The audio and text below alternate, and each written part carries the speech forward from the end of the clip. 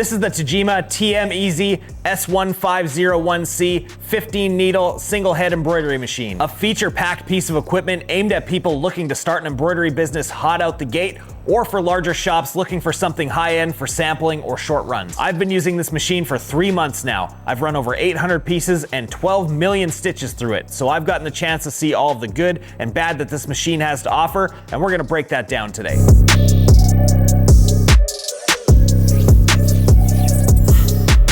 Before we start, I will say that Tajima did provide me with this machine, but I was not paid to make this video and they do not get to see it or have any input on it before it's released. If they did, I wouldn't be able to say things like this: shit, ass, hairy ball sack. Now that we have that out of the way, let's get into it.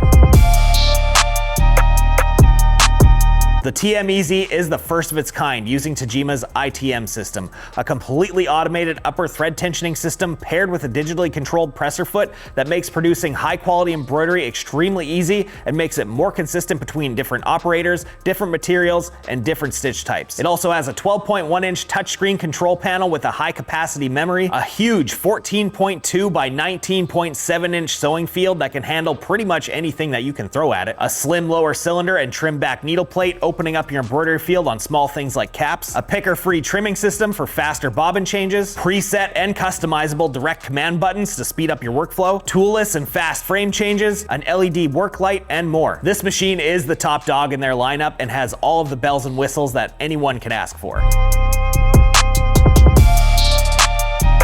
The ITM, or Intelligent Thread Management System, is what really sets this machine apart from anything else out there. As you can see, it removes all forms of the old school manual upper thread tensioning and leaves it in the hands of the machine through a simple form of AI. The way that this works is the digital presser foot detects the material thickness when it extends and then tells the machine how much thread to feed it based on that material thickness, the stitch type, the stitch direction, the stitch length, and the machine speed, and then it feeds it that thread through this series of electronically controlled magnets and this tension lever in the middle. This sets the machine up for perfect thread tension and perfect presser foot settings, whether you're doing a run stitch, a satin stitch, 3D foam, or any type of thick, thin, or stretchy material that you can put in there. You can also take some of this control back with these simple buttons that tell the machine to run those stitches tighter or looser based on your preference. You do still have to manually tension your bobbin cases, but that's kind of a set it and forget it type of thing for the most part. You know, one of the taglines I've seen Tajima and their dealers use for this system is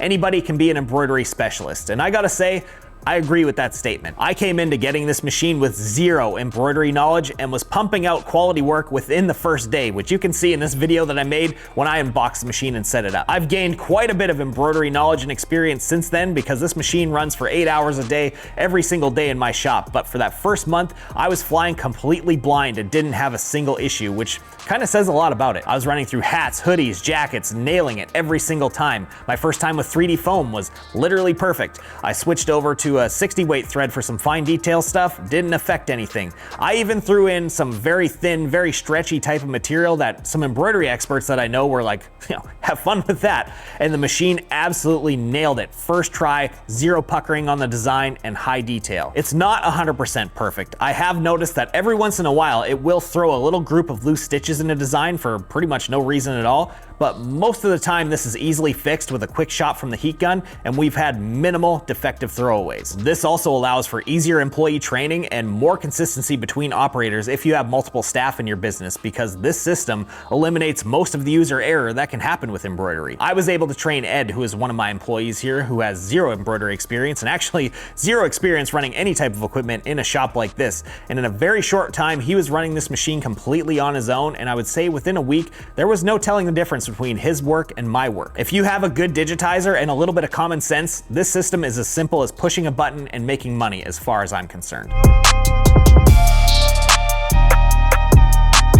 The 12.1-inch touchscreen control panel boasts a high-capacity memory of 40 million stitches, which is somewhere in the range of 650 designs, and the designs can be uploaded or downloaded via USB drive. The touchscreen itself is very responsive and feels good. There's not a lot of lag going on, and for the most part, this is a really great system. However, the user interface on this thing could use a serious design overhaul. The overall aesthetic of this thing is extremely dated. It looks and feels like it came straight out of the early 90s. It doesn't give you you the feeling that you're operating a next generation intelligent machine. And personally, I want that when I spend tens of thousands of dollars on a piece of equipment. It should feel familiar. It should feel like a smartphone or a tablet, the type of devices that we use every single day. It also kind of rides the line between being intuitive and being unintuitive. Parts of it are pretty simple and obvious to figure out, like the speed up, speed down, the rows being your embroidery design. Not sure what the deal with roses are here, but I'm going to tell you that roses show up a lot in this interface. Changing thread colors for a design is extremely easy, but other parts make absolutely zero sense to me, like most of the buttons in the design orientation menu. With the exception of the design rotation, which is easy, but again, I don't like this visually. It should have been something a lot simpler like arrows, but the rest of the buttons on this screen, I still to this day have no idea what they do, and pushing them doesn't seem to visibly do anything on screen. I would have liked to have seen a much sleeker, more up-to-date look for this entire interface, and much clearer to understand icons or text-based buttons. Some of the other flaws within the control panel are the lack of a timer. Other Tajima machines have a timer telling you exactly how long it's going to take to run a design based on the stitch count and how fast you're running the machine. This machine, however, has replaced that with a progress bar, which is honestly pretty useless. The fact that you can't rename the folders in the memory. The folder system is a great idea and it works very well, but not being able to rename those things for better organization is kind of a bummer for me. And the menu to change the hoop frame settings. This is kind of in a bad spot in my opinion because it's buried in like 3 sub-menus, and I think this should have been something on the main screen because you do use it pretty often. Once you get used to the interface, it is very simple and fast to operate, so it's not all bad, but I think there is quite a bit of room for improvement on it, and I'm hoping that comes in future software updates.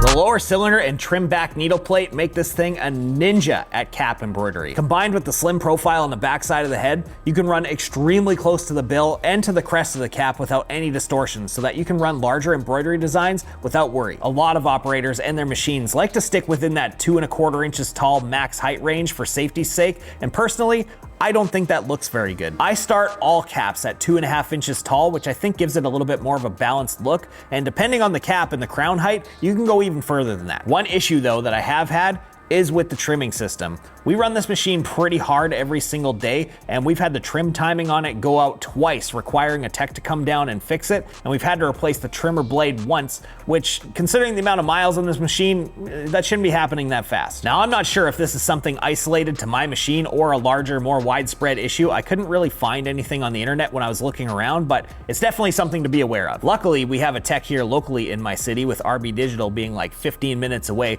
so we were able to get a tech down here either the same day or next day, and we didn't really have a lot of downtime. And this is something to consider when you're buying literally any piece of equipment for your shop. How close is a tech, and how good is that company's customer service? I have a lot of equipment in my shop from different manufacturers, so I've experienced both the good and the bad side of this. Thankfully, RB Digital is incredible when it comes to this kind of stuff. They have a great relationship with Tajima, and even when I've had downtime with this machine, it's still been a good experience.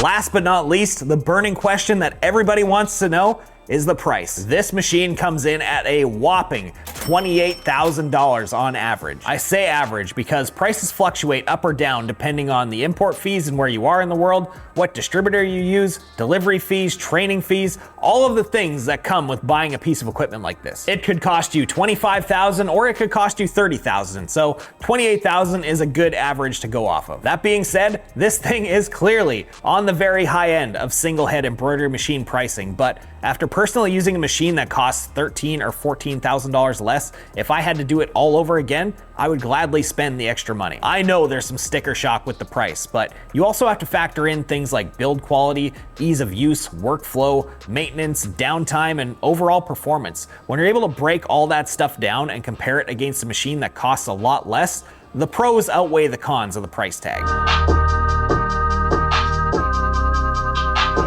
Overall, I think as far as single head embroidery machines are concerned, this thing cannot be beat. It is the push a button and go solution that it's advertised to be, and when you're running a business, the faster and easier it is for you to get to work, the faster and easier it is for you to make money. No matter who's running the machine or how much experience they have, you can have full confidence that this machine is going to produce a quality product, and that's what really matters. So the Tajima TMEZ gets my stamp of approval, and in fact, I liked it so much that I just went out and bought the massive 6-head version of it for my shop.